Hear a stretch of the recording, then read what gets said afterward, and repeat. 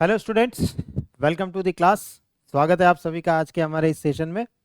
जो बच्चे नए हैं, जो ज्योग्राफी ऑप्शनल से जुड़े हैं, उन सभी बच्चों का आज स्वागत है। आज हमारी ऑप्शनल की फर्स्ट क्लास है, ये पहली क्लास है और इस क्लास की शुरुआत हम करेंगे सिलेबस एनालिसिस के साथ। किसी भी सिलेबस को समझना बहुत ज़्यादा इम्पॉर्टेंट होता है। अगर हमें किसी एग्ज़ाम की प्रिपरेशन, हम किसी भी एग्ज़ाम की प्रिपरेशन कर रहे हैं, हम उस एग्जाम के प्रिपरेशन में कितना ही आगे बढ़ जाएं, जब तक हम उसके सिलेबस को नहीं समझते हैं तब तक हम उस एग्जाम की तैयारी पूरी नहीं कर सकते हैं। सिलेबस की समझ होना हमारे लिए बहुत बहुत बहुत ज़्यादा ज़रूरी होता है। जनरली कहा जाता है अगर आपने सिलेबस को अच्छे से समझ लिया तो आप आधी जंग जीत चुके हैं, क्योंकि आपको ये समझ आ जाता है क्या पढ़ना है और क्या नहीं पढ़ना है।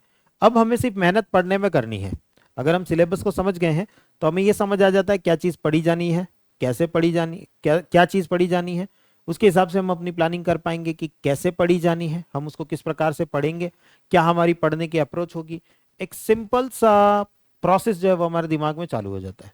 जैसे जनरली अगर मैं आपको कहूँ कि कोई भी काम आपको बता दिया जाए, फला जगह पर खाना खाने जाना है, तो खाना खाने जाना है, आपको ये पता चल गया कि फला जगह पर जाना है, क्योंकि आपको पहले से पता है खाना खाने जाना क्या होता है। सिलेबस समझने का मतलब यही है, आपको पहले से पता है खाना खाने जाना क्या होता है। अगर आप किसी छोटे बच्चे को देखेंगे, उसको बोलेंगे किसी जगह पर खाना खाने जाना, वो 10 सवाल पूछेगा।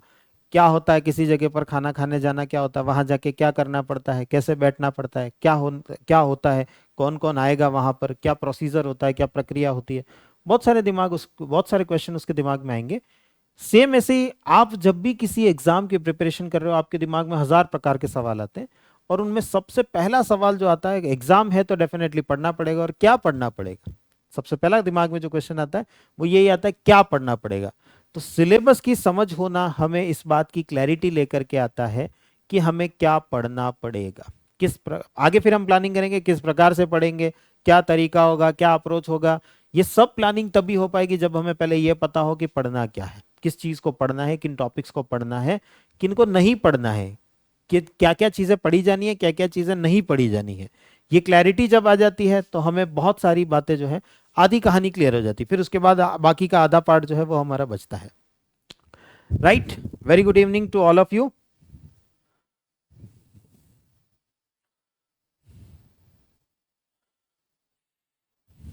आफ्ताब बाबू, टिक्का सिंह, केशरी, निषद, स्वागत है आप सभी का।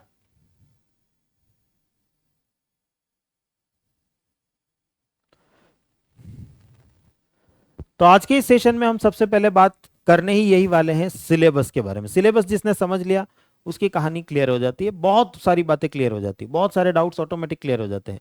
फिर कुछ छोटे छोटे डाउट्स डेफिनेटली बचते हैं, बाकी फिर पढ़ना ही बचता है। पढ़ना है हमें, ये बात क्लैरिटी आ जाती है, और कुछ छोटे मोटे डाउट्स होते हैं वो ऑटोमेटिकली पढ़ने के साथ साथ क्लियर होते चले जाते हैं।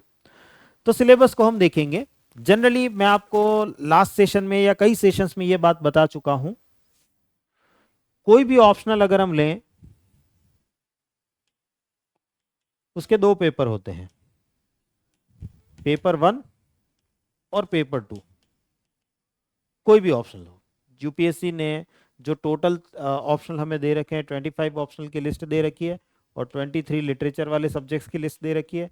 टोटल 48 ऑप्शनल की लिस्ट दे रखी है। उन 48 में से कोई सा भी ऑप्शनल लो, कोई सा भी, चाहे लिटरेचर वाला लो, चाहे इंजीनियरिंग वाला लो, चाहे मेडिकल साइंस वाला लो, चाहे ज्योग्राफी लो, हिस्ट्री, पीएसआईआर, कुछ भी लो, सबके अंदर दो पेपर होते हैं। एक पेपर 1 होता है, अगर आप जैसे आप मेरे साथ में ज्योग्राफी ऑप्शनल में जुड़े हैं तो ज्योग्राफी ऑप्शनल का एक पेपर 1 होता है और ज्योग्राफी ऑप्शनल का एक पेपर 2 होता है। दोनों का मार्क्स के हिसाब से देखें तो वेटेज सेम है। ये भी 250 मार्क्स का होने वाला है, 250 नंबर का होने वाला है, और ये भी 250 मार्क्स का होने वाला है, 250 अंक का ये भी होने वाला है। दोनों ही 250-250 नंबर के पेपर हमारे होने वाले हैं। तो हम जब सिलेबस डिस्कस करेंगे तो भी हम पेपर वाइज ही करेंगे। अभी जब सिलेबस देखने जाएंगे तो पेपर 1 का सिलेबस देखेंगे, उसके अंदर क्या क्या पढ़ना होता है, और फिर पेपर 2 का सिलेबस देखेंगे, उसके अंदर क्या क्या पढ़ना होता है। पेपर 1 जो है वो कहलाता है प्रिंसिपल्स ऑफ ज्योग्राफी। इस पेपर का नाम यूपीएससी ने दे रखा है प्रिंसिपल्स ऑफ ज्योग्राफी, भूगोल के सिद्धांत। और जो पेपर 2 है उसका नाम यूपीएससी ने दे रखा है भारत का भूगोल, ज्योग्राफी ऑफ इंडिया। ऐसे दो पेपर हमें देखने को मिलते हैं। ये वाला पेपर 1 जो है ये कहलाता प्रिंसिपल्स ऑफ ज्योग्राफी, भूगोल के सिद्धांत। और दूसरा जो पेपर 2 आप देख रहे हो ये इंडियन ज्योग्राफी या भारत के भूगोल के नाम से जाना जाता है। तो बेसिकली अगर हम देखें तो इसके अंदर हम कुछ सिद्धांत पढ़ते हैं, भूगोल के सिद्धांत नाम है इसका। तो डेफिनेटली इसके अंदर हम कुछ सिद्धांत जो है, प्रिंसिपल्स जो है उनको पढ़ने वाले हैं और उनको भारत पर अप्लाई करके देखने वाले हैं। पेपर 2 जो है वो इसका अप्लाइड पार्ट है। यहाँ हम किसी सिद्धांत को समझते हैं, किसी प्रिंसिपल को समझते हैं और उस प्रिंसिपल को अप्लाई करने के लिए हम उसको इंडिया पर अप्लाई करके देखते हैं, भारत पर लागू करके देखते हैं कि भारत पर वो सही तरीके से काम करता है कि नहीं करता है। जैसे प्लेट टेक्टोनिक थियरी पढ़ी यहाँ पर, तो वो प्लेट टेक्टोनिक थियरी भारत पर कैसे अप्लाई होती है वो देखते हैं। भारत में हिमालय कैसे बना है वो हम देखते हैं। जैसे हम यहाँ पर मानसून के बारे में पढ़ते हैं, मानसून के बारे में काफ़ी सारी डिटेल में चर्चा होती है, या क्लाइमेट के बारे में काफ़ी सारी डिटेल में चर्चा होती है, जलवायु के बारे में काफ़ी सारी चर्चा होती है। तो जलवायु वाला पार्ट यहाँ पर कैसे लागू होता है ये हम देखते हैं। इकोनॉमिक ज्योग्राफी पढ़ते हैं यहाँ पर, अभी हम देखेंगे इसका सिलेबस पूरा। पर इकोनॉमिक ज्योग्राफी के सिद्धांत जो है, प्रिंसिपल्स जो है वो यहाँ पढ़ते हैं, उनको अप्लाई करके यहाँ पर देखते हैं, भारत पर लागू करके देखते हैं। तो ये बेसिकली थियोरेटिकल पार्ट है, किसी सिद्धांतों को, किन्हीं थियरीज को, किन्हीं प्रिंसिपल्स को हम यहाँ पर समझने वाले हैं और उनको भारत में कैसे लागू हो रहे हैं, वो सिद्धांत भारत में किस प्रकार से लागू हो रहे हैं। वॉन थ्यूनेन का मॉडल यहाँ पर पढ़ा, भारत में कैसे लागू होता है देखेंगे।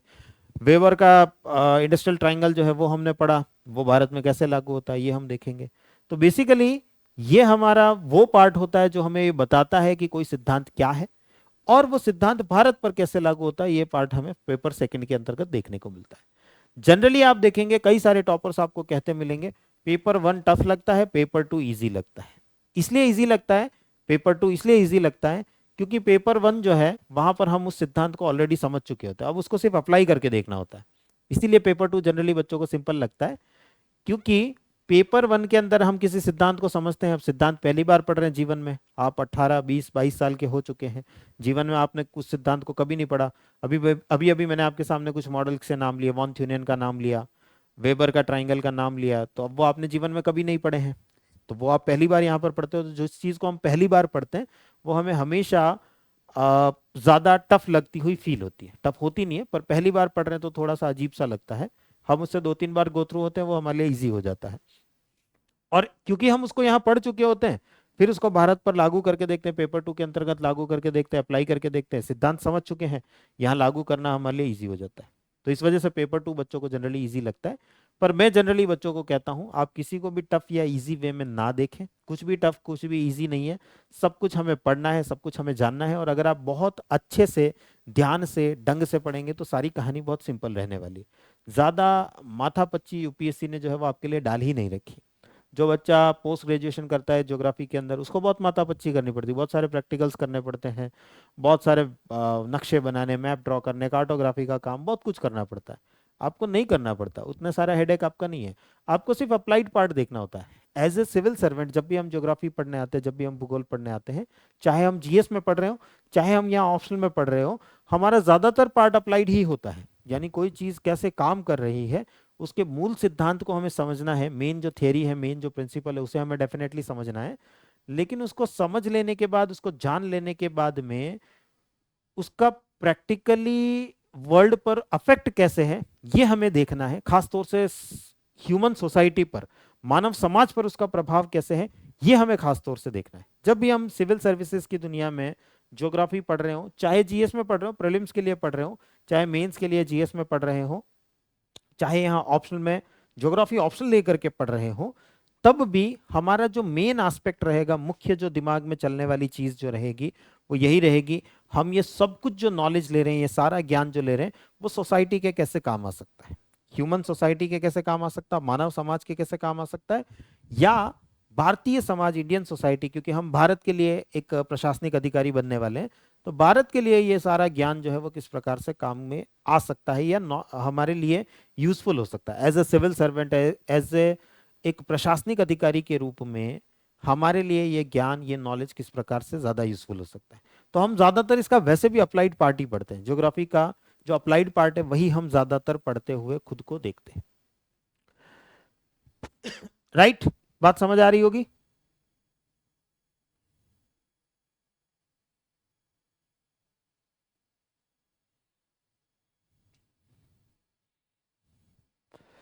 तो कई बार बच्चों को लगता है ये टफ है, ये इजी है। लेकिन नंबर दोनों बराबर ही दिलाने वाले, 250 मार्क्स का ये भी होने वाला है, 250 मार्क्स का ये भी होने वाला। बच्चे कई बार इस चक्कर में उसको वेटेज कम दे देते हैं पेपर 2 को, जबकि वो इतना शानदार पेपर है कि वो पूरा का पूरा जीएस से मैच करता है। उसमें एक सिंगल पॉइंट ऐसा नहीं है, सिंगल टॉपिक ऐसा नहीं है पेपर 2 के अंतर्गत जो जीएस में ना आता हो। पूरा का पूरा सिलेबस जो है वो जीएस का ही सिलेबस है। यहाँ फिर भी कुछ टॉपिक्स आएंगे, कुछ ऐसे सिद्धांत आएंगे जो जीएस में नहीं पढ़ते हैं, पर यहाँ ऑप्शन में हम पढ़ेंगे। कुछ अगर ये इसमें अगर टोटल मान लें कि 100 टॉपिक है तो 100 में से 10 टॉपिक, 10% सिलेबस ऐसा होने वाला है जो जीएस से एक्स्ट्रा होने वाला है। 90% तो सेम ही रहने वाला है, लेकिन यहाँ तो 100 में से 100 टॉपिक्स ऐसे होंगे जो कॉमन होंगे, जीएस के साथ में कॉमन हमें देखने को मिलेंगे।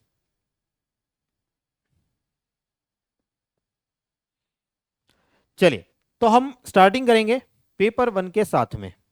पेपर 1 जिसका नाम है प्रिंसिपल्स ऑफ ज्योग्राफी, भूगोल के सिद्धांत, इसको हम समझने की कोशिश करेंगे। ये सिलेबस क्या है, किस प्रकार से है, क्या चीजें हमें समझाने की कोशिश करता है। तो इसको अगर हम देखें तो ये 2 सेक्शंस में बटा हुआ है। जब भी हम इस पेपर 1 के अंदर एंटर होते हैं तो ज्योग्राफी का जो सिलेबस यूपीएससी ने डिफाइन कर रखा है ऑप्शनल का, एक चीज और है, एक एडवांटेज और है। जब बच्चा जीएस का सिलेबस देखता है ज्योग्राफी या किसी भी सब्जेक्ट का, उसे समझ ही नहीं आता ज्योग्राफी में क्या पढ़े। गिने चुने 4 टॉपिक, अगर प्रीलिम्स में देखे तो कुछ भी नहीं लिखा हुआ, एक लाइन लिख रखी है सिर्फ। और अगर मेंस में देखें जीएस पेपर 1 के अंतर्गत तो 3 से 4 लाइन के अंदर 3-4 टॉपिक लिख करके खत्म कर दिया गया है मामला। तो समझ ही नहीं आता क्या पढ़े। उस बच्चे को यहाँ पर सिलेबस को देखना चाहिए। यहाँ बहुत डिटेल में प्रॉपर एक एक एक एक पॉइंट, एक एक एक एक टॉपिक जो है वो आपको सिलेबस का यहाँ पर दिखाई देगा। हाँ, कुछ टॉपिक ऐसे हैं जो यहाँ पर एक्स्ट्रा हैं, वो हम पीवाईक्यू जब देखते हैं जीएस के तो उससे हमें समझ आ जाता है कि वो अपने जीएस में नहीं आने वाले हैं। बाकी ज्यादातर टॉपिक्स यहीं से आने वाले हैं, ज्यादातर चीजें।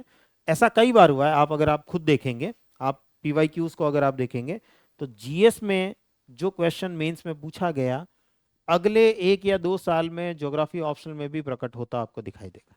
और ज्योग्राफी ऑप्शनल में जो क्वेश्चन इस साल पूछा गया, अगले 1 या 2 साल में जीएस में भी आता हुआ आपको दिखाई देगा। तो यहाँ बहुत ज्यादा डिफरेंस नहीं आ जाता, आंसर लिखने में थोड़ा बहुत डिफरेंस आता है, पर सिलेबस में डिफरेंस नहीं आ जाता। सिलेबस सेम है, पॉइंट्स वही के वही है, टॉपिक्स वही के वही है। कहानी चाहे हम जीएस में पढ़ रहे हो, चाहे कहानी चाहे हम ऑप्शनल में पढ़ रहे हो, कहानी वही की वही रहती है। पृथ्वी अगर ऐसे घूम रही है तो ऐसे ही घूमेगी वो, ऐसा नहीं है कि जीएस में ऐसे घूमेगी और ऑप्शनल में उल्टी घूमने लग जाएगी। ऐसा कुछ भी नहीं होने वाला है। बस चीजों को समझना जो है वो थोड़ा और गहराई में पड़ता है। ऑप्शनल में जब, ऑप्शनल की दुनिया में जब हम आते हैं तो जीएस में हम जनरल स्टडीज के रूप में बात कर रहे होते हैं। जनरली जीएस जो है, जनरली अगर आप एक नदी को देखें, एक नदी फ्लो कर रही है, प्रवाहित हो रही है, आप इसके किनारे पर खड़े हो, इस नदी की चौड़ाई को नापें आप। एक नाव लिया आपने, नाव पे चढ़े और आप इसकी चौड़ाई नाप के आए, चौड़ाई देख के आए, पानी कहाँ कैसे फ्लो करता है, किनारे पर धीरे बह रहा था, बीच में गए तो तेज बह रहा है, वापस दूसरे किनारे पर गए तो फिर धीरे बह रहा है। ऐसा जो हम ऑब्जर्वेशन करके आए, पूरी नदी को एक बार ऑब्जर्व करके आए, अपनी ध्यान से देख करके आए, उसको उसकी विशेषताएं क्या है उनको जान करके आए, ये सब चीजें करके आए, दैट इज द जीएस। ये सब जो काम आपने किया, इसी को आप जीएस कहते हैं, जनरल स्टडीज या सामान्य अध्ययन के नाम से जिसको हम जानते हैं, दैट इज द जीएस। लेकिन जब हम ऑप्शनल की दुनिया में आते, कोई सा भी ऑप्शनल हो, न सिर्फ ज्योग्राफी बल्कि कोई सा भी ऑप्शनल हो, उसके अंदर हम क्या करते हैं, अब नदी के अंदर हम जैसे उतरेंगे तो नदी की चौड़ाई तो हमें देखनी ही देखनी है, नदी का फ्लो कैसा है, चौड़ाई कैसी है, ये तो हमें देखनी ही देखनी है। जो हमने जीएस में किया वो सब काम तो करना ही करना है। लेकिन अब हम क्या करेंगे, एक एक पॉइंट से अंदर गहराई में डाइव करके भी आएंगे। एक पॉइंट लिया, अंदर डाइव करके गहराई में उतर करके उसको देख करके आए, समझ करके आए। फिर दूसरा पॉइंट लिया, उससे हम नदी की गहराई फिर नाप करके आए। तीसरी जगह से फिर नदी की गहराई नापी, चौथी जगह से नापी, ऐसे ऐसे ऐसे पूरी नदी की गहराई जो है, इस किनारे से लेके इस किनारे तक पूरी आप देख करके आए, अंदर अंदर से भी नदी का पता लगा करके आए। That is the optional. नदी तो वही है, नदी को ऊपर ऊपर से जानो, थोड़ा थोड़ा जानो, या अंदर से गहराई से पूरा जान के आओ, जाना तो आपने नदी को ही है। जीएस में हम सिर्फ ऊपर ऊपर से जानने का प्रयास करते हैं, ऑप्शनल में हम ऊपर ऊपर से तो जानेंगे ही, गहराई में जाकर के भी जान करके आएंगे उस रिवर को कि वो अंदर से नदी कैसी है। बस यही डिफरेंस है, इससे ज्यादा और कोई डिफरेंस जीएस और ऑप्शनल में नहीं आ जाता है, कोई भी ऑप्शनल हो। मैं न सिर्फ ज्योग्राफी की बात कर रहा हूं बल्कि बाकी के ऑप्शनल्स की भी बात कर रहा हूं। अब बाकी के ऑप्शनल्स में क्या होता है, कुछ टॉपिक्स बहुत ज़्यादा एक्स्ट्रा होते हैं, जीएस के अलावा भी बहुत सारे होते हैं, कुछ ऑप्शनली ऐसे होते हैं जो जीएस से मैच ही नहीं करते हैं, जीएस में पूरी कहानी अलग चल रही है, उस ऑप्शनल की कहानी पूरी अलग चल रही है, तो वहाँ आपको दो दो नदियाँ पढ़नी पड़ जाती है। और यहाँ ज्योग्राफी ऑप्शनल में अगर हम देखें तो गिने चुने गिनती के 10 15 20 टॉपिक को छोड़ दिया जाए तो बाकी सब कहानी सेम है, सारी की सारी जीएस भी वही है, ऑप्शनल भी वही है। तो ऐसे में कहानी हमारे लिए क्या हो जाती है, चीज़ें हमारे लिए सिंपल हो जाती है, बहुत मामला जो है वो हमारे लिए काफ़ी सिंपल हो जाता है। और इसलिए मैं बच्चों को कहता हूँ जनरली ज्योग्राफी ऑप्शनल या कोई भी ऑप्शनल 500 मार्क्स का होता है, दूसरा कोई भी ऑप्शनल, लेकिन ज्योग्राफी ऑप्शनल आपके लिए 800 to 900 मार्क्स का ऑप्शनल बनता है। क्योंकि आप जो ज्योग्राफी ऑप्शनल में इन 500 नंबर के लिए पढ़ोगे वो 500 नंबर यहाँ ऑप्शनल में तो दिलाएगा ही दिलाएगा, एक्स्ट्रा 300 से 400 नंबर आपको जीएस के अंदर दिलाएगा, यानी 800 से 900 नंबर का ऑप्शनल ये आपके लिए बन जाता है ओवरऑल 1750 नंबर में से, यानी आधे नंबर जो है ये आपको दिलाने वाला ऑप्शनल बन जाता है, आधे नंबर, ऑलमोस्ट आधे नंबर जो है ये दिलाने वाला बन जाता है। तो बहुत बड़ा एडवांटेज यहां पर बच्चों को मिल जाता है। चलिए तो सिलेबस को देखते हैं। सिलेबस को दो सेक्शंस में डिवाइड किया गया है। जब हम प्रिंसिपल्स ऑफ ज्योग्राफी पढ़ रहे हैं, भूगोल के सिद्धांतों की बात कर रहे हैं, तो भूगोल के सिद्धांतों को दो हिस्सों में बांटा गया है, दो पार्ट्स में डिवाइड किया गया है। पहला है फिजिकल वर्ल्ड या फिजिकल ज्योग्राफी जिसे हम कहते हैं, प्राकृतिक भूगोल या भौतिक भूगोल जिसे हम कहते हैं, और दूसरा है ह्यूमन वर्ल्ड, मानव भूगोल। देखिए बेसिकली क्या है, इस धरती को अगर हम देखें, इस पृथ्वी को अगर हम देखें, इस पृथ्वी का अध्ययन, पहले अगर हम स्टार्टिंग में देखें, हम आगे जब जैसे जैसे ज्योग्राफी पढ़ेंगे तो आपको ये कंसेप्ट सारे क्लियर होते जाएंगे, पर मैं शॉर्ट में कहानी अगर बताऊं तो पहले जो ज्योग्राफी नाम का जो सब्जेक्ट बना उसकी स्टडी को ऐसा माना गया कि सिर्फ इस धरती का स्टडी कर लिया जाए, पृथ्वी का अध्ययन कर लिया जाए, दैट इज दी ज्योग्राफी, वही भूगोल है। आप भी बचपन से जब भी स्कूल के अंदर ज्योग्राफी को पढ़ते हैं आप यही समझते हैं, बच्चे का दिमाग जनरली ज्योग्राफी वर्ड सुनते ही बच्चे का दिमाग जनरली यही चलता है, हमने जो स्कूल में किया था वैसा ही कुछ होता होगा। और स्कूल में हमने क्या किया होता है, हमने कुछ फैक्ट रटे होते हैं, फला नदी इतनी लंबी है, भारत का एक क्षेत्रफल इतना बड़ा है, फला पर्वत इतना ऊंचा है, फला सागर इतना गहरा है या इतनी लंबाई चौड़ाई है, ऐसे ऐसे कुछ फैक्ट्स होते होंगे, इसी को ज्योग्राफी कहते होंगे। बच्चे के दिमाग में जनरली यही चलता है, और वो जब तक यूपीएससी की दुनिया में नहीं आता तब तक ज्योग्राफी को इसी रूप से देखता है कि ज्योग्राफी सब्जेक्ट ही कुछ ऐसा ही होता है जिसके अंदर बस ऐसा ऐसा ऐसा ऐसा कुछ होता है। स्टार्टिंग में जब geography as a subject evolve कर रहा था, एक बार विषय के रूप में जब बन रहा था, तब ज्यादातर जो उस समय के स्कॉलर्स थे, विद्वान थे, उन सबका यही मानना था कि ज्योग्राफी मतलब कुछ कुछ कुछ कुछ जगह जो है उनको उनका स्टडी कर ली जानी चाहिए। कांट जैसा व्यक्ति है वो भी यही कहता है कि ज्योग्राफी जो है, कुछ सब्जेक्ट होते हैं जो लॉजिकल होते हैं और कुछ सब्जेक्ट जो होते हैं वो फैक्चुअल होते हैं, और ज्योग्राफी और हिस्ट्री वैसे ही कुछ फैक्चुअल सब्जेक्ट्स है, ऐसा कांट का मानना रहा। अपन पढ़ेंगे ये सब, पर्सपेक्टिव इन ह्यूमन ज्योग्राफी वाला जो पार्ट है इसके अंदर पढ़ेंगे हम। तो ऐसी बहुत सारी विचारधाराएं रही, लेकिन अल्टीमेटली आज की डेट में अगर हम देखें ज्योग्राफी को एक सब्जेक्ट के रूप में, तो geography basically man and environment का रिलेशनशिप है, मानव और पर्यावरण का संबंध है। हम मानव, एक मानव समाज, और दूसरा पर्यावरण जो अपने आसपास के सारे आवरण है, पर्यावरण, पर्यावरण शब्द का मतलब होता है पर्यावरण, परि यानी चारों तरफ, आवरण यानी जो एक परत जैसा जो हमें दिखाई दे रहा है, उसके साथ में हमारे संबंध कैसे, एनवायरनमेंट के साथ में ह्यूमन के रिलेशंस कैसे हैं, इसकी स्टडी करना ही ज्योग्राफी कहलाता है, इसका अध्ययन करना ही भूगोल कहलाता है। तो ऐसे में हमें दो चीजों को जानना पड़ेगा, एक है मानव, हमें रिलेशन किसके बीच में देखना है, एक तो ह्यूमंस के बीच में और दूसरा एनवायरनमेंट के बीच में, हिंदी में जैसे हम कहते हैं मानव और पर्यावरण, इन दोनों के बीच का रिलेशन देखना, इन दोनों के बीच का संबंध देखना, यही ज्योग्राफी कहलाता है। तो सबसे पहले हम एनवायरनमेंट के बारे में स्टडी करते हैं, that is the physical geography. प्राकृतिक भूगोल, प्राकृतिक भूगोल हमारे एनवायरनमेंट के आसपास क्या होता है, हमारे चारों तरफ क्या होता है। अगर हम मानव के दृष्टिकोण से देखें, अपन भी एक मानव है, तो हमारे चारों तरफ कुछ चीजें हैं, उनके और हमारे बीच के रिलेशन को देखना, उनके और हमारे बीच के संबंध को देखना है। तो हमारे आसपास क्या होता है, सबसे पहले जमीन होती है, सबसे पहली चीज जो है दैट इज द लिथोस्फीयर, स्थल मंडल। उस लिथोस्फीयर स्थल मंडल को हम पढ़ते हैं जियोमॉर्फोलॉजी सेक्शन के अंतर्गत, या भू आकृतिक विज्ञान जिसको हम कहते हैं। इस लिथोस्फीयर स्थल, जमीन जमीन जितनी भी है, इसके बारे में जो कुछ भी स्टडी होने वाली है वो सब इसके अंतर्गत आएगी। उसके अंदर हम क्या क्या पढ़ेंगे वो हम आगे सेक्शन में बात करेंगे, पर फिलहाल आपको ये जानना है कि हम ये सारा सिलेबस है क्या चीज है। तो एनवायरनमेंट का एक फैक्टर हमने देखा, दैट इज दी जमीन, हमारे आसपास की लैंड बॉडी, स्थल भाग। और इस स्थल भाग को पढ़ने वाली जो ब्रांच है ज्योग्राफी की या साइंस की, उसे हम कहते हैं जियोमॉर्फोलॉजी। जियो मतलब अर्थ, मॉर्फो यानी शेप, लॉजी यानी स्टडी, यानी पृथ्वी की शेप। ये जो पृथ्वी का जमीन वाला भाग है, इसके कौन कौन से शेप हैं, कौन कौन सी आकृतियां हैं। हिंदी में आप देखेंगे भू यानी पृथ्वी, आकृति यानी अलग अलग रूप, और उनका विज्ञान यानी उनके अध्ययन, उनकी स्टडी करना। तो जमीन जमीन का जो अध्ययन हो रहा है, दैट इज द जियोमॉर्फोलॉजी या भू आकृति विज्ञान।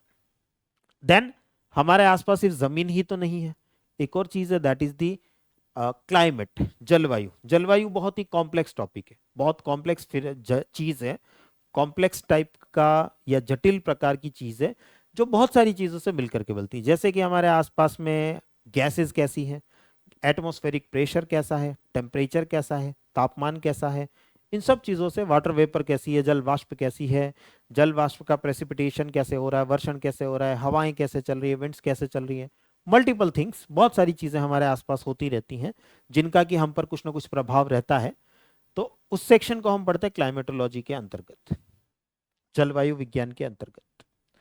देन ये सब जो घटनाएं हो रही हैं, इनमें कहीं ना कहीं योगदान इस धरती पर जितना पानी है, जिनको हम ओशियंस के रूप में जानते हैं, महासागरों के रूप में जानते हैं, उनका भी रोल है हमारे ऊपर किसी न किसी प्रकार से। कैसे है वो हम आगे पढ़ेंगे, जब ओशिनोग्राफी पढ़ेंगे तो उसका हमारे ऊपर क्या योगदान है। क्लाइमेट के ऊपर बहुत बड़ा रोल रहता है, क्लाइमेट की वजह से हमारे ऊपर भी डेफिनेटली बहुत बड़ा रोल रहता है, तो वो सब हम आगे जानेंगे।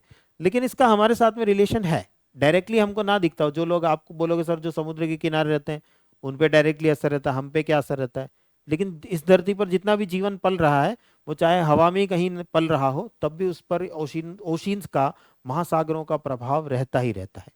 इनडायरेक्टली ही सही, अप्रत्यक्ष रूप से ही सही, पर रहता है। तो उन ओशिन्स के बारे में स्टडी करेंगे, उन महासागरों के बारे में जानेंगे, दैट इज द ओशिनोग्राफी, समुद्र विज्ञान। देन हमारे आसपास चारों तरफ हम देखें तो बहुत सारा जीवन भी है, बहुत सारी लाइफ भी है। हम बहुत सारे पेड़ पौधों को देख रहे हैं, बहुत सारे जीव जंतुओं को, फ्लोरा फौना हमारे आसपास हमें देखने को मिल रहा है, जिनका हमारे ऊपर डायरेक्ट या इनडायरेक्ट किसी न किसी प्रकार का अफेक्ट है, प्रभाव है। तो उस पूरे जीवन के बारे में जानना, उस पूरी लाइफ के बारे में जानना, that is known as bio geography, जैव भूगोल, जीव भूगोल या जैव भूगोल के रूप में हम इसको देखते हैं। ये सेक्शन हम यहाँ पर डिस्कस करेंगे, इसके बारे में जानेंगे। तो हम हमारे बारे में क्या जानने की कोशिश कर रहे हैं, हमारे चारों तरफ जो कुछ भी है, एनवायरमेंट और ह्यूमन का रिलेशन हमें जानना है, मानव और पर्यावरण के संबंध को हमें समझना है, यही ज्योग्राफी है। इरेटोस्थेनीज जो है वो यही कहते हैं कि मानव और पर्यावरण के बीच का संबंध को जानना यही ज्योग्राफी है, यही भूगोल है। तो अब यहाँ पर हम जानने की कोशिश कर रहे हैं अपने आसपास की सारी चीजों को, अपने आसपास की फिजिकल एलिमेंट्स जितने भी हैं, उन चारों को हमने जान लिया। भौतिक रूप से जो जो चीजें हैं, इसका नाम ही फिजिकल ज्योग्राफी, प्राकृतिक भूगोल या भौतिक भूगोल है, क्योंकि ये सब चीजें हमें दिखती है, ये सब चीजें हमारे आसपास हैं, फिजिकली प्रेजेंट है, भौतिक रूप से हमारे आसपास उपस्थित होती हैं, ये सब चीजें हमें दिखती हैं। तो इनके बारे में स्टडी हम कर रहे हैं, इनके बारे में अध्ययन हम कर रहे हैं। इन सब की स्टडी जो है, इन सब के बीच का रिलेशन को देखना, इन सब के बीच का संबंध को देखना, that is the environmental geography. उसी को हम बोलते हैं पर्यावरणीय भूगोल। इन सब के बीच के संबंधों को जानना, इन सब के बीच के रिलेशंस को जानना, that is the environmental geography. तो ये हमारा फिजिकल ज्योग्राफी वाला सेक्शन जो है वो 5 सेक्शंस में डिवाइड होता है। पूरा पेपर 1 का सिलेबस जो है वो 2 सेक्शंस में डिवाइड होता है। पहला है फिजिकल ज्योग्राफी, दूसरा है ह्यूमन ज्योग्राफी, प्राकृतिक भूगोल, मानव भूगोल। उसमें प्राकृतिक भूगोल को अगर हम देखें, वो फिर 5 सेक्शन में डिवाइड होता है। पहला हमारे आसपास की जमीन, उस जमीन को स्टडी किया हमने जियोमॉर्फोलॉजी या भू आकृति विज्ञान के अंतर्गत। हमारे आसपास का क्लाइमेट, जलवायु, जिसमें हवा आ गई, पानी आ गया, सब कुछ आ गया, पानी जो वेपर के रूप में, भाप के रूप में घूम रहा है, वो वाला आ गया, दैट इज द क्लाइमेटोलॉजी। तीसरा ओशियंस, महासागर। चौथा आसपास की लाइफ जितनी भी है, जीवन जितना भी है, दैट इज द बायोज्योग्राफी। और इन चारों के बीच का रिलेशन, इन चारों के बीच में आपस में किस प्रकार से रिलेशन है, आपस में किस प्रकार से संबंध है, that is the environmental geography, पर्यावरणीय भूगोल। इन चारों के बीच में अगर हम देखें, इसको कुछ इस प्रकार से देखें, तो ये हमारा लिथोस्फीयर है, स्थल मंडल है, ये हमारा एटमॉस्फेयर है, वायुमंडल है, ये हमारा हाइड्रोस्फीयर है, जल मंडल है। ये तीनों जब मिलते हैं तभी जीवन उत्पन्न होता है, लाइफ क्रिएट होती है। दिस इज द एटमॉस्फेयर, वायुमंडल, दिस इज द लिथोस्फीयर, स्थल मंडल, दिस इज द हाइड्रोस्फीयर, जलमंडल, और ये तीनों जब मिलते हैं तभी बनता है बायोस्फीयर, जैव मंडल। इन तीनों के आपस में कुछ रिलेशन है, इन तीनों के इस बायोस्फीयर जैव मंडल से कुछ रिलेशन है। हाइड्रोस्फीयर का भी है तो लिथोस्फीयर का भी है तो एटमॉस्फेयर का भी है। इन सब के आपस में कुछ रिलेशन है, उन रिलेशंस को समझना, that is the environmental geography, पर्यावरणीय भूगोल। और वो पर्यावरणीय भूगोल जो है इस जीवन और बाकी के फैक्टर्स के साथ में रिलेशन को दिखाता है। हम देखते हैं ना, जनरली किसी प्लेनेट को खोजा जाता है तो किसी ग्रह को खोजा गया तो वहां की जमीन तो है तभी वहां पर ग्रह है। ऐसे हवा में हम किसी कुछ है ही नहीं और हम कहते हैं ये ग्रह है, ऐसा तो होता ही नहीं। कोई जमीन तो है, कोई स्थल मंडल तो है। अब हम जैसे ही कोई ग्रह मिलता है हम दो चीजें ढूंढते हैं, यहाँ पे हवा है कि नहीं है, एटमॉस्फेयर है कि नहीं है, वायुमंडल है कि नहीं है, और हाइड्रोस्फीयर है कि नहीं, जलमंडल है कि नहीं। अगर ये तीनों प्रेजेंट है तो हमारा मानना होता है कि अब चांसेस हैं कि वहां पर बायोस्फीयर भी होगा, जैव मंडल भी होगा। जरूरी नहीं कि ये तीनों हो तब भी जैव मंडल हो, ऐसा जरूरी नहीं है, पर होगा, ऐसी उम्मीद जो है वो हम लगाते हैं कि ऐसा कुछ होगा। तो इसी वजह से, क्योंकि हमारी पृथ्वी इस मामले में बहुत अलग है, हमारे पूरे सोलर सिस्टम में, सौर मंडल में हमारी पृथ्वी ही एकमात्र ग्रह है, हमारी अर्थ ही एकमात्र प्लेनेट है, वन एंड ओनली प्लेनेट जिसपे ये चारों चीजें प्रेजेंट हैं, जहां जमीन भी है, हवा भी है, पानी भी है और जीवन भी है, लाइफ भी है। ऐसा प्लेनेट फिलहाल हम हमारी अर्थ को ही जानते हैं। हमारे सोलर सिस्टम के अंदर भी और कहीं और भी अगर हम देखें, बाहर के भी अभी जितने भी हम सोलर सिस्टम देखते हैं उन सब के अंदर अगर हम देखें तो कहानी यही की यही है। हम इन चार चीजों को देखते हैं, ये चार चीजें हैं, ये तीन चीजें हैं तो डेफिनेटली वहां पर लाइफ होने के चांसेस होते हैं।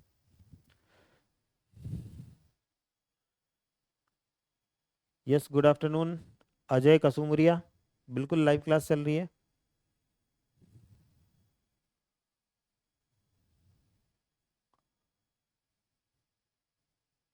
वामिक मसूद, उजलेफा खातून, वेरी गुड आफ्टरनून।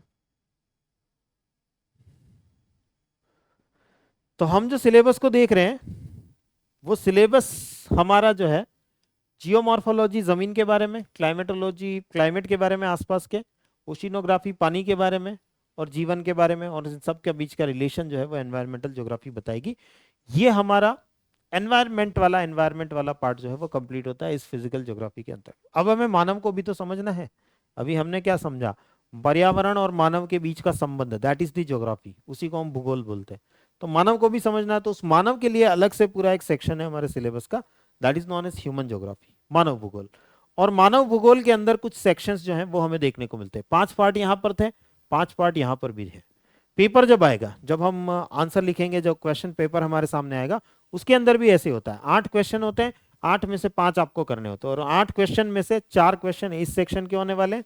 ये जो फिजिकल ज्योग्राफी है यहाँ से 4 क्वेश्चन होने वाले हैं, और जो ह्यूमन ज्योग्राफी है यहाँ से भी 4 क्वेश्चन होने वाले हैं। ऐसा पेपर जब आएंगे हमारे सामने तो वहां भी ऐसे होने हैं, 8 क्वेश्चन आएंगे, 8 में से 5 हमें करने, और 8 कुछ इस प्रकार से होंगे, 4 क्वेश्चन यहाँ से होंगे, 4 क्वेश्चन यहाँ से होंगे। पूरे पेपर में ऐसे ही चलेगा, पेपर 2 के अंतर्गत भी ऐसे ही चलेगा, और पेपर 1 के अंतर्गत भी ऐसे ही चलेगा। जो हाफ सेक्शन है हमारा, वहां से 4 क्वेश्चन आने वाले हैं, बाकी का जो हाफ सेक्शन है वहां से 4 क्वेश्चन आने वाले। ह्यूमन ज्योग्राफी के अंदर हम समझते हैं कुछ टॉपिक्स को, जैसे कि पर्सपेक्टिव इन ह्यूमन ज्योग्राफी, मानव भूगोल में संदर्श, संदर्श यानी देखने का नजरिया। पर्सपेक्टिव वर्ड जो आप देख रहे हैं, या हिंदी में संदर्श शब्द जो आपको दिख रहा है, उसका मतलब होता है देखने का नजरिया। तो मानव भूगोल को हम किस प्रकार से देखते रहे, बेसिकली इसके अंदर हम इतिहास देखेंगे, कुछ हिस्टोरिकल पार्ट देखेंगे कि एक समय ऐसा रहा जब भूगोल को सिर्फ ये जो जमीन जमीन वाला पार्ट है, ये वाला जो फिजिकल ज्योग्राफी वाला पार्ट है, इतना इतना ही देख लिया जाए, बस भूगोल को, भूगोल का दायरा इतना ही देखा गया, ज्योग्राफी का स्कोप इतना ही देखा गया। लेकिन धीरे धीरे धीरे ज्योग्राफी का स्कोप बढ़ता गया, क्योंकि ज्योग्राफी के अंदर मानव भी समाहित है। इसी नेचर के अंदर, इसी प्रकृति के अंदर, या इसी पृथ्वी का एक हिस्सा हम भी हैं, मानव भी है। तो मानव क्योंकि बहुत ज्यादा डेवलपमेंट कर चुका है दूसरे किसी भी जानवर के कंपैरिजन में, दूसरे जितने भी जानवर अभी तक इस धरती पर रहे हैं उन सब ने अपना अपना समय सबका रहा है। रेप्टाइल्स का दौर रहा है एक, जो डायनासोर रहे हैं उनका एक दौर रहा है, उन्होंने धरती पर राज किया है। आज मैमल्स का दौर चल रहा है, स्तनधारियों का समय जो है वो चल रहा है इस पृथ्वी के ऊपर, और उसमें एक स्तनधारी एक मैमल है जिसका नाम है होमोसेपियंस। जिसको हम मानव कहते हैं, जो हम खुद के रूप में देखते हैं, उनका जबरदस्त रोल चल रहा है, जबरदस्त योगदान चल रहा है इस धरती के ऊपर, अच्छा बुरा किसी भी प्रकार का, बट हमारा रोल जबरदस्त चल रहा है, हमारी भूमिका जो है वो बड़ी जबरदस्त चल रही है। तो उस मानव के बारे में तो पढ़ना ही पड़ेगा डेफिनेटली, उस ह्यूमन के बारे में तो पढ़ना ही पड़ेगा। तो इस वजह से ये सेक्शन जो है वो हमारा पूरा का पूरा यहाँ पर बनता है। पहला सेक्शन है पर्सपेक्टिव इन ह्यूमन ज्योग्राफी, मानव भूगोल में संदर्श, मानव भूगोल के अंदर किस किस प्रकार से अलग अलग विचार आए हैं, अलग अलग विचारधाराएं जुड़ी हैं, उनके बारे में यहाँ पर बात होती है। हम एक एक सेक्शन को डिटेल में बात करेंगे, आगे बढ़ेंगे हम जब नेक्स्ट सेशन में बात करूंगा मैं जियोमॉर्फोलॉजी के अंदर ही क्या क्या पढ़ना है, यही डिटेल में बात होगी। क्लाइमेटोलॉजी के अंदर ही क्या क्या पढ़ना है, ये डिटेल में बात होगी। ऐसे एक एक सेक्शन को पर्सपेक्टिव इन ह्यूमन ज्योग्राफी के अंदर क्या पढ़ना है, ये डिटेल में बात होगी। पर फिलहाल हम समझ रहे हैं ओवरऑल पूरा सिलेबस कैसा है, फिर एक एक सेक्शन के अंदर जाकर के डिटेल में देखेंगे। जैसे मैंने अभी आपको एक एग्जांपल दिया, एक नदी को पहले ऊपर से देखेंगे, फिर अंदर जाकर के उतर करके आएंगे, एक एक पॉइंट से अंदर जाके उतर के आएंगे, अंदर से दुनिया कैसी है। तो फिलहाल हम ऊपर से देख रहे हैं सिलेबस की भी, सिलेबस को एक नदी के रूप में देखो तो नदी की ऊपर ऊपर वाला पार्ट हम देख रहे हैं। फिर नेक्स्ट सेशंस के अंदर हम एक एक पॉइंट से अंदर गहराई में उतर करके देख करके आएंगे कि अंदर अंदर क्या क्या चीजें हैं। देन आता है इकोनॉमिक ज्योग्राफी, मानव जो है वो इकोनॉमिक एक्टिविटीज करता है, आर्थिक गतिविधियां करता है, और कोई भी नहीं करता। आपने कभी नहीं देखा होगा हाथी जो है वो व्यापार करते हो या हाथी खेती करते हो, कोई भी इकोनॉमिक एक्टिविटी नहीं करता हमारे अलावा। बाकी जितने भी जानवर आप देखते हो, पेड़ पौधे आप देखते हो, वो इकोनॉमिक एक्टिविटीज, आर्थिक गतिविधियां नहीं करते, हम ही करते। सिर्फ मानव ही जो है वो इकोनॉमिक एक्टिविटीज करता है। तो उसकी पूरी एक ज्योग्राफी की ब्रांच बन गई, that is the economic geography. तो उसको हम यहाँ पर पढ़ेंगे, आर्थिक भूगोल को यहाँ पर जानेंगे। मानव की जनसंख्या, मानव की पॉपुलेशन और सेटलमेंट, जनसंख्या जहां जहां पर है वो कहीं ना कहीं सेटल हो चुकी है, रह रही है, किसी न किसी जगह पर रह रही है। कुछ जगह ऐसी है जहां नहीं रह रही, जैसे पानी में, समुद्र में आप देखो जनसंख्या नहीं रह रही। हिमालय की बहुत बर्फीले क्षेत्र पे देखो, वहां जनसंख्या नहीं रह रही। तो कुछ जगह ऐसी है जहां नहीं रह रही, क्योंकि वहां पर एक्सट्रीम क्लाइमेटिक कंडीशंस है, जलवायु स्थितियां ऐसी है कि वहां पर रहा ही नहीं जा सकता, तो रह नहीं रही है। लेकिन जहां रहने लायक स्थितियां, वहां हर जगह पर आपको जनसंख्या मिलेगी, हर मैदानी क्षेत्र में आपको भर भर के पॉपुलेशन मिलेगी। दुनिया के किसी भी हिस्से में जाओ, भारत के किसी भी हिस्से में जाओ, दुनिया के किसी भी हिस्से में जाओ, हर वो क्षेत्र जो रहने लायक स्थितियां हैं वहां पर आपको खूब सारी जनसंख्या मिलेगी। मानव की बात कर रहा हूँ, मानव की जनसंख्या खूब मिलेगी तो लोग वहां रहते हुए दिखाई देंगे। तो जनसंख्या और उनका रहना, बस्ती सेटलमेंट यानी उनका रहना, वो किस प्रकार से रहते हैं, किस प्रकार के पैटर्न्स बनाते हैं, ये सब हम यहाँ पर पढ़ते हैं। देन रीजन्स क्या होते हैं, हम इन लोग जो रह रहे हैं या लोगों का जो आर्थिक गतिविधियां चल रही है, इनको हम अलग अलग रीजन्स में डिवाइड कर सकते हैं, प्रदेशों में विभाजित कर सकते हैं, अलग अलग हिस्सों में बांट सकते हैं, और उसको हम जो है रीजनल प्लानिंग, प्रादेशिक आयोजन के अंतर्गत उसको देख सकते हैं। टिक्का सिंह आपने लिखा है नो वीडियो सर, आप क्लास को जो है रीज्वाइन कर लो, रीज्वाइन कर लोगे तो आपको दिखने लग जाएगी। बाकी किसी बच्चे को प्रॉब्लम नहीं आ रही है, आपका इंटरनेट इशू होगा, क्लास को रीज्वाइन कर लो।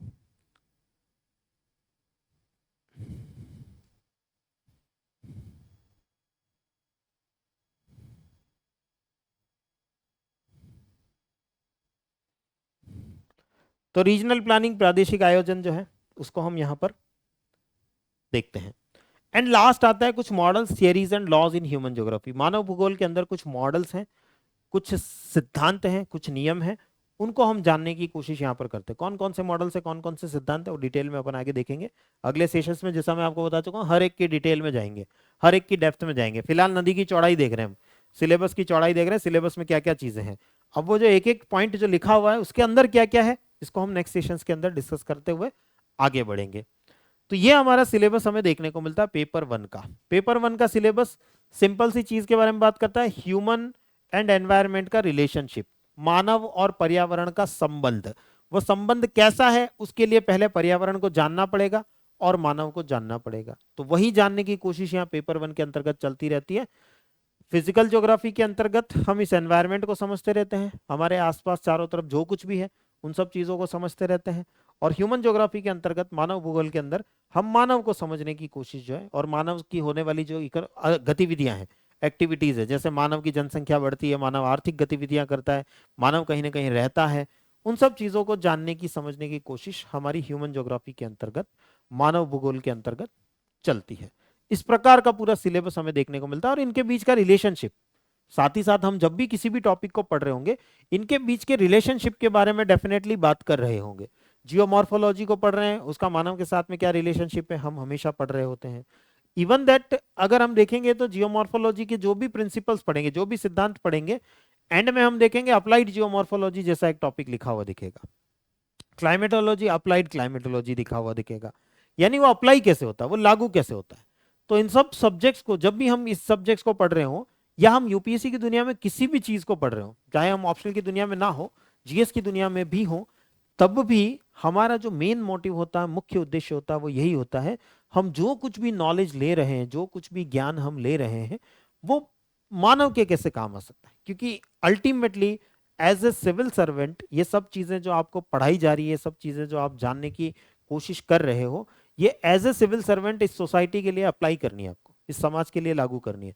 जब आप कलेक्टर की पोस्ट पे बैठोगे, बहुत छोटी पोस्ट है कलेक्टर की पोस्ट, कलेक्टर की पोस्ट पर बैठोगे तब भी आप अपने एक बहुत छोटे दायरे में काम कर रहे होंगे, छोटे क्षेत्र में काम कर रहे होंगे। तो वहां पर हम इस चीज को कैसे लागू कर सकते हैं, उस क्षेत्र के हम कलेक्ट उस फला जिले के हम कलेक्टर या एसपी हैं, तो हमने ये जो ज्ञान सारा समझा है, पढ़ा है, वो वहां पे कैसे अप्लाई हो सकता है। उसके बाद हम बड़े लेवल पर जाएंगे, सेक्रेटरी है या ऐसी किसी पोस्ट पर जाएंगे, तो डेफिनेटली हम बड़े लेवल पर काम कर रहे होंगे, हमारा दायरा बढ़ जाएगा। तो वहां पर हम इस नॉलेज को, इस ज्ञान को कैसे काम में ले सकते हैं, ये सोच के साथ ही पढ़ना। जब भी हम सिविल सर्विसेज की प्रिपरेशन कर रहे हैं, सिविल सेवा परीक्षा की तैयारी कर रहे हैं, तो ये सोच हमारी हमेशा होनी चाहिए। बच्चे जनरली जो है दूसरे एग्जाम की, जैसे मान लीजिए वो रेलवे की तैयारी कर रहे हैं, एसएससी की तैयारी कर रहे हैं, वहां क्या होता है, बच्चा रटता है, एग्जाम देता है, क्लियर करता है। यहाँ ये नहीं चलता, यूपीएससी की दुनिया में ये सब नहीं चलता है। यूपीएससी की दुनिया में हर वो नॉलेज जो आपके द्वारा लिया जा रहा है, हर चीज जो आप पढ़ रहे हैं, हर ज्ञान जो आपके द्वारा लिया जा रहा है, वो सारा ज्ञान इस तरीके से लिया जाना चाहिए कि मैं इसको अप्लाई कैसे कर पाऊंगा। ये हमेशा दिमाग में रखना है। मैं ये जो कुछ भी जानने की कोशिश कर रहा हूँ, चाहे मैं हिस्ट्री पढ़ रहा हूँ, ज्योग्राफी पढ़ रहा हूँ, पॉलिटी पढ़ रहा हूँ, इकोनॉमी पढ़ रहा हूँ, कुछ भी सब्जेक्ट पढ़ रहा हूँ, सब्जेक्ट का नाम अलग अलग है, ज्ञान एक ही चीज के लिए लिया जा रहा है, सारी चीजें एक ही चीज के लिए की जा रही है, कि वो सारा नॉलेज हमारे अंदर जाए और हम उसको सोसाइटी के लिए, समाज के लिए अप्लाई कर सकें। भविष्य में हमें ऐसी पोस्ट मिलने वाली है जहां पर जाकर के ये सारा ज्ञान उनके लिए अप्लाई करना है। अगर हम वो अप्लाई करना के दृष्टिकोण से नहीं पढ़ रहे हैं, तो हम यहाँ पर यूपीएससी की प्रिपरेशन सही तरीके से नहीं कर रहे। यूपीएससी की जो तैयारी जिस तरीके से होनी चाहिए, जिस अप्रोच के साथ होनी चाहिए, जिस दृष्टिकोण के साथ होनी चाहिए, वो हम नहीं कर रहे हैं। अगर हम सिर्फ रटने के उद्देश्य से हैं कि हमें सर कुछ क्वेश्चन बताएंगे, हम उसको रट लेंगे, इसका आंसर ऐसे लिखेंगे, इसका आंसर ऐसे लिखेंगे, और यूपीएससी पूछेगी और हम लिख के आ जाएंगे जैसा हम आज दिन तक स्कूल या कॉलेजेस में करते आए हैं, तो फिर नहीं होगा। तो फिर ये सब चीजें नहीं होंगी। उसको आत्मसात करना, हमारे अंदर उतरना चाहिए। हमने जो पढ़ा वो हमारे दिमाग में चलता रहना चाहिए, हर समय सबकॉन्शियस माइंड में प्रेजेंट रहना चाहिए, और जब उसकी जरूरत हो तब वो हमारे से वाणी के रूप में, बोलने के रूप में, काम के रूप में, किसी न किसी रूप में वो बाहर आना चाहिए और सोसाइटी के लिए काम में आना चाहिए। तब मजा है, तभी आप जो है वो सिलेबस को अच्छे से आत्मसात कर पाते हो, सिलेबस को अच्छे से समझ पाते हो, और साथ ही साथ उस सिलेबस के साथ में खुद को कंटिन्यू रख पाते हो। वरना अगर आप सिर्फ ये सोचोगे कि जैसे हम आज दिन तक स्कूल या कॉलेजेस में पढ़ते आए हैं, हम बस पढ़ेंगे, रटेंगे और एग्जाम में जाके लिख आएंगे, तो सिलेबस ही इतना बड़ा है कि आपकी रटने की कैपेसिटी खत्म हो जाएगी। आप आज जो रटोगे परसों तक भूल जाओगे, परसों जो रटोगे वो अगले 4 दिन में भूल जाओगे। तो यहाँ समझने की कैपेबिलिटी जो है वो होगी, तभी ये सिलेबस, इतना बड़ा सिलेबस हमारे दिमाग में समाहित हो पाएगा।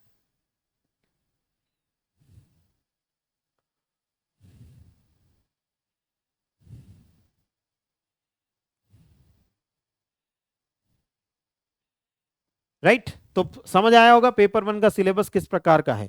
ह्यूमन एंड एनवायरनमेंट, मानव और पर्यावरण का रिलेशनशिप, संबंध, इसी को समझना होता है हमें इसके अंदर। और फिर इसका अप्लाइड पार्ट होगा हमारा पेपर 2। इसी को लागू कैसे करें, एक क्षेत्र पर लागू कैसे करें, तो हमारे देश पर लागू करके हम समझने की कोशिश करते हैं। तो वो पूरा का पूरा पेपर 2 ज्योग्राफी ऑप्शनल का पेपर 2 कहलाता है, और ये पूरा का पूरा ज्योग्राफी ऑप्शनल का पेपर 1 कहलाता है।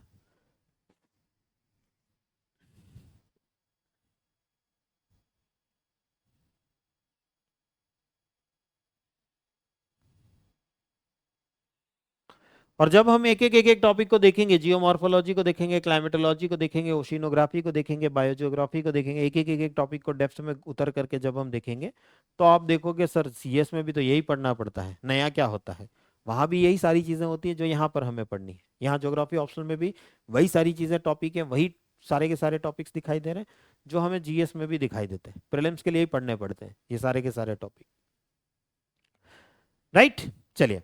तो नेक्स्ट सेशन से हम क्या करेंगे, एक एक टॉपिक की गहराई में उतरेंगे। जियोमॉर्फोलॉजी के अंदर क्या पढ़ा जाता है, क्लाइमेटोलॉजी के अंदर क्या पढ़ा जाता है, ओशिनोग्राफी के अंदर क्या पढ़ा जाता है, बायोजियोग्राफी के अंदर क्या पढ़ा जाता है, एनवायरमेंटल ज्योग्राफी के अंदर क्या पढ़ा जाता है, एंड सो ऑन, इन सब पॉइंट्स के अंदर क्या क्या पढ़ा जाता है, ये सब चीजें हम नेक्स्ट सेशन के अंदर समझने की कोशिश करेंगे। राइट चलिए, कुछ अनाउंसमेंट्स जो आप लोगों के लिए हैं। जो बच्चे अभी ऑप्शनल बैच ज्वाइन नहीं हुए हैं और जो इस सेशन को देख रहे हैं, ये ज्योग्राफी ऑप्शनल की पहली क्लास है। आज जो आप देख रहे हो, this is the first class of geography optional. जो हमारा ज्योग्राफी ऑप्शनल का बैच है, आज 10 जुलाई से स्टार्ट होना है, तो आज स्टार्ट हो चुका है।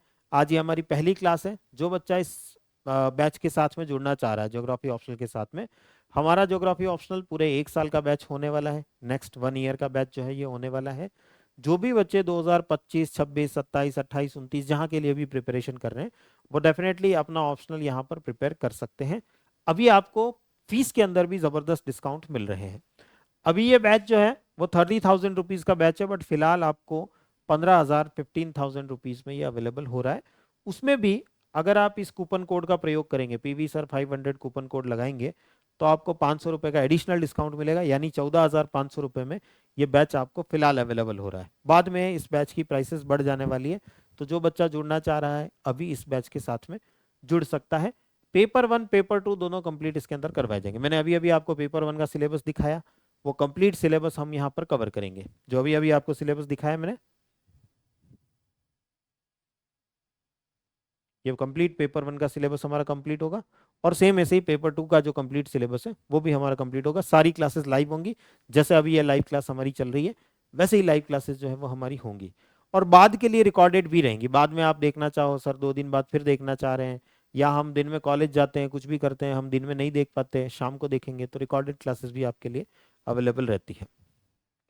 तो जो बच्चा जुड़ना चाह रहा है डेफिनेटली अभी जुड़ सकता है। अभी डिस्काउंट जो है वो आपको जबरदस्त यहाँ पर मिल रहे हैं। डिटेल और जानना चाहते हैं 8750711100 या 223344 पर कॉल करके ले सकते हैं। इसके अलावा जो बच्चे मैपिंग से जुड़ना चाहते हैं, कई सारे बच्चे हर रोज मेरे साथ में, हर रोज मेरे पास में किसी न किसी बच्चे का कमेंट आ ही जाता है, सर मैपिंग से परेशान है, मैपिंग नहीं आती है, मैपिंग समझ नहीं पाते हैं, मैपिंग बहुत अजीब लगती है, बहुत डरावनी लगती है। मैपिंग सबसे सिंपल सब्जेक्ट है, सबसे सिंपल। यूपीएससी की पूरी प्रिपरेशन में अगर मैं कहूँ तो मैपिंग से सिंपल कुछ है ही नहीं। लेकिन बच्चे इसलिए नहीं समझ पाते क्योंकि बचपन से हमने उसको पढ़ा नहीं होता और उसको भी रटने की कोशिश कर रहे होते हैं। मैपिंग रटी नहीं जा सकती, मैपिंग को जो है विजुअलाइज करना पड़ता है, देखना पड़ता है। मैप को जा करके देखना, लेकिन उसको देखने के लिए मैप की लैंग्वेज आनी चाहिए। मैप की अपनी एक भाषा होती है, एक लैंग्वेज होती है, वो अगर हमें आती है तो मैप समझ आता है, वो लैंग्वेज नहीं आती तो मैप समझ नहीं आता। फिर बच्चा लोकेशन को भी रटता दिखाई देता है, ये लोकेशन यहाँ, ये लोकेशन यहाँ, ये भी रटता दिखाई देता है। अब आप कितनी लोकेशन रट लोगे? इस दुनिया में 193 तो देश हैं, उनके अंदर बहुत सारी लोकेशन। अपने भारत देश को देख लो, उसमें हजारों लाखों लोकेशन हैं, तो आप कितना रट लोगे? रटने से काम नहीं चलता है, मैपिंग को समझना पड़ता है। तो मैपिंग समझने के लिए आपके लिए नया बैच जो है, पिछला बैच मेरा इतना सक्सेसफुल रहा था, बच्चों की डिमांड पे हम एक मैपिंग का बैच लाए थे, एडवांस मैपिंग का बैच जो है वो। पिछले बैच में जो बच्चे मुझसे पढ़े हैं, इस साल उन्होंने प्रीलिम्स दिया, 9 क्वेश्चन मैपिंग क्या है उसमें से 8 क्वेश्चन वो आराम से कर पा रहे हैं। तो काफी एक अलग प्रकार का बैच है, काफी एक इनोवेशन वाला बैच जो है ये बच्चों के लिए लाया गया है, जो प्रीलिम्स और मेंस दोनों में आपकी हेल्प करे। और जिन बच्चों का ऑप्शनल ज्योग्राफी, और डेफिनेटली जो ऑप्शनल ज्योग्राफी में मैपिंग के क्वेश्चन आते ही हैं, तो वहां भी बच्चों की हेल्प हो, तो उसके लिए ये पूरा बैच जो है वो डेडिकेटेड बैच आपके लिए मैपिंग का है। 22 जुलाई से हमारी मैपिंग की क्लासेस स्टार्ट होने वाली है। 1,999 रुपए इसकी फीस है, लेकिन फिलहाल इस पर 50% ऑफ, आधी फीस पर ये अवेलेबल हो रहा है आपको 999 रुपीज में। 999 रुपए में ये बैच आपको उपलब्ध हो रहा है। तो जो बच्चा इस बैच से जुड़ना चाह रहा है वो इस बैच से अभी जुड़ जाए, बाद में डिस्काउंट हट जाएगा, बाद में प्राइसेस जो है वो बढ़ जाने वाली है। डिटेल आप इन नंबर्स पर कॉल करके ले सकते हैं, 8750711100 या 22333445। मेरे साथ जुड़ेंगे आप, कंप्लीट मैपिंग का बैच 4 महीने का बैच है ये, 4 महीनों तक हमारा ये बैच जो है वो चलने वाला है। और इसके अलावा जो बच्चे आंसर राइटिंग बैच से जुड़ना चाहते हैं, 1999 रुपीज में आंसर राइटिंग का बैच आपके लिए उपलब्ध है पर मंथ, प्रति माह 1999 रुपए के अंदर ये बैच आपके लिए अवेलेबल है। 360 डिग्री आंसर राइटिंग इसके अंदर करवाई जा रही है।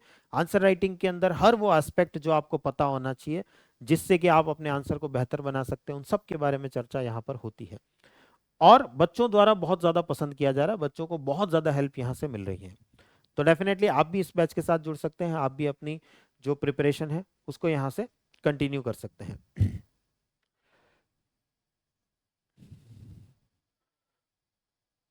कोई मैसेज नहीं कर रहा है, बंटी वाल्मीकि सभी मैसेज कर रहे हैं, आपको किसी का मैसेज दिखेगा नहीं। आपका मैसेज सिर्फ आपको दिखेगा या मुझे दिखेगा? मेरी क्लास ऐसे ही चलती है, मेरी क्लास में जो है चैट जो है वो प्राइवेट रहती है, जिसकी वजह से आपका मैसेज सिर्फ आपको दिखेगा या मुझे दिखेगा, उसके अलावा किसी को नहीं दिखेगा। क्योंकि कई सारे बच्चे जो है वो चैटिंग करने ही आते हैं क्लास के अंदर, तो वो ऑप्शन मैं खत्म कर देता हूँ मेरी क्लास के अंदर। और दूसरा, बच्चे ज़्यादा अच्छे तरीके से पढ़ पाते हैं, उनको चैट वैट की दिक्कत जो है वो रहती नहीं है। तो आपको जो पूछना है वो आप मुझसे पूछ सकते हो, कोई दिक्कत। इसके अलावा एनसीईआरटी का batch, complete NCERT chapter by chapter batch आप लोगों के लिए अवेलेबल है। 8 महीने का लंबा कोर्स है ये, 8 मंथ्स का बहुत लंबा कोर्स आपके लिए अवेलेबल है। और फिलहाल इस पर भी जबरदस्त डिस्काउंट मिल रहा है आपको। 12,000 रुपए का बैच है, लेकिन फिलहाल आपको 2,999 रुपए में 75% डिस्काउंट पर अवेलेबल है। जो बच्चा जुड़ना चाह रहा है अभी जुड़ जाए, बाद में डिस्काउंट्स धीरे धीरे बंद हो जाएंगे, सारे बैचेस से धीरे धीरे हटते चले जाएंगे, फिर आपको ये सारे बैचेस जो है वो पूरी फीस में मिलेंगे। तो जो बच्चा अभी जुड़ना चाह रहा है, जैसे ऑप्शनल से जुड़ना चाह रहे हैं, मैपिंग से जुड़ना चाह रहे हैं, एनसीईआरटी से जुड़ना चाह रहे हैं, इन सब पे जबरदस्त डिस्काउंट मिल रहा है आपको।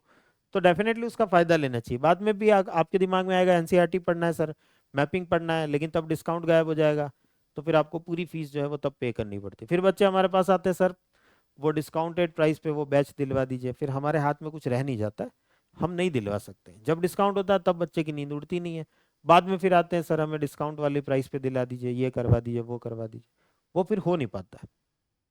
तो अभी डिस्काउंट्स हैं, तो अभी आप इन बैचेस के साथ में जुड़ सकते हैं।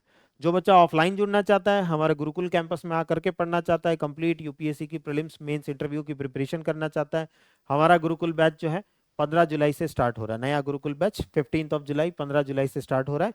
जो बच्चा यहाँ जुड़ना चाह रहा है डेफिनेटली आप जुड़ सकते हैं। सुपर 80 बैच है, 80 बच्चों का बैच बनने वाला है, आप भी उस बैच के पार्ट हो सकते हैं। आपने गुरुकुल के हमारे बच्चों को देखा होगा, कितनी ज़बरदस्त प्रिपरेशन करते हैं, कितनी ज़बरदस्त मेहनत करते हैं, 12-12 घंटे दिन की जो है वो प्रिपरेशन में लगे रहते हैं, तैयारी करते रहते हैं। तो आप भी उस प्रिपरेशन का हिस्सा बनना चाहते हैं, तैयारी का हिस्सा बनना चाहते हैं, डेफिनेटली आप हमारे साथ में ऑफलाइन बैच में जुड़ सकते हैं, गुरुकुल बैच के साथ में जुड़ सकते हैं। 1 साल का बैच, 2 साल का बैच, सब प्रकार के बैचेस जो है वो आपके लिए यहाँ पर अवेलेबल है। जिस भी बैच से आप जुड़ना चाहते हैं डेफिनेटली आप जुड़ सकते हैं। राइट, चलिए। तो हमने आज देखा ज्योग्राफी ऑप्शनल का सिलेबस। किसी भी ऑप्शनल में 2 पेपर होते हैं, मैं अगर फिर से झट से रिवाइज करवा दूं, किसी भी ऑप्शनल में 2 पेपर होते हैं, पेपर 1 एंड पेपर 2 कहा जाता है उनको। कोई सा भी ऑप्शनल लो, ज्योग्राफी ऑप्शनल में भी 2 पेपर होते हैं, बाकी सारे ऑप्शनल में भी 2 पेपर होते हैं। पेपर 1 क्या है, उसके सिलेबस को हमने अभी जस्ट ओवरव्यू देखा उसका।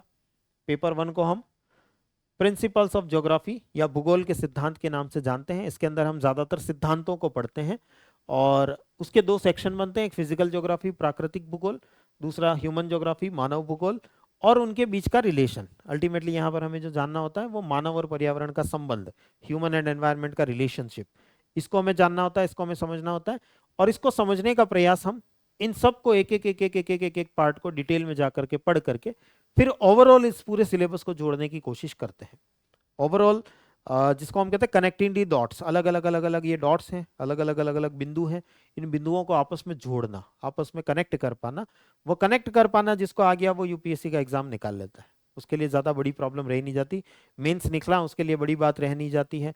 ऑप्शनल लिखना, लिखा, ज़्यादातर बच्चे लिख नहीं पाते, सर हम लिख नहीं पाते, कनेक्टिंग दी डॉट्स कर नहीं पाते। तो वो डॉट्स को कनेक्ट करना, हम एक एक एक एक सिलेबस की डेप्थ में जा करके, ये डॉट्स को कनेक्ट करने वाला जो पार्ट है ये सिलेबस एनालिसिस से ही आ पाता है। जब आप सिलेबस को बहुत अच्छे से जानते हैं, हमारे सिलेबस में है क्या क्या चीज़ है, वो आपस में किस प्रकार से रिलेटेड है, तो हम बहुत कुछ कर जाते हैं। फिर हमें सिर्फ उन टॉपिक्स को पढ़ना रहता है, उन टॉपिक्स को जानना रहता है।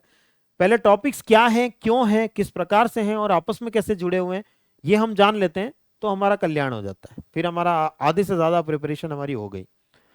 तो वही हम यहाँ पर सिलेबस एनालिसिस के अंदर करने की कोशिश कर रहे हैं।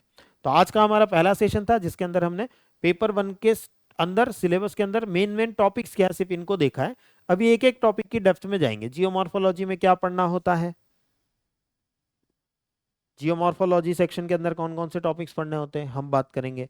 ऐसी क्लाइमेटोलॉजी सेक्शन के अंदर कौन कौन से टॉपिक्स पढ़ने होते हैं उनके बारे में बात करेंगे। एक एक सेक्शन के अंदर डिटेल में पढ़ेंगे कि क्या क्या पढ़ना होता है। तो सिलेबस एनालिसिस लंबा चलेगा हमारा। राइट, चलिए तो सेशन को यहीं एंड करते हैं फिलहाल। मिलेंगे नेक्स्ट सेशन के अंदर, और नेक्स्ट सेशन के अंदर एक टॉपिक में जाकर के डिटेल में देखेंगे हम कि क्या क्या हमारे सिलेबस में है, कौन कौन से टॉपिक्स हमारे सिलेबस में है, और साथ में ये भी देखेंगे कितना कॉमन ये प्रीलिम्स और मेंस के सिलेबस के साथ में है। कितनी मैंने आपको कह दिया कि जीएस और ज्योग्राफी ऑप्शनल की ओवरलैपिंग जबरदस्त है, तो कैसे है वो भी हम देखते हुए चलेंगे कि कितने टॉपिक्स हैं जो यहाँ भी पढ़ने पड़ते हैं, मेंस में भी पढ़ने पड़ते हैं, प्रीलिम्स में भी पढ़ने पड़ते हैं, वो भी हम देखते हुए चलेंगे।